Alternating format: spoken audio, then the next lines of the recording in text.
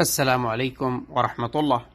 إليكم اليوم وصفة فعالة بإذن الله للوقاية وعلاج نزلات البرد والسعال والزكام والكحة والحمى والبلغم بشكل فعال وآمن وسريع، وخصوصا مع دخول فصل الشتاء يصاب غالبية الناس بهذه الأمراض الموسمية الشائعة المعدية.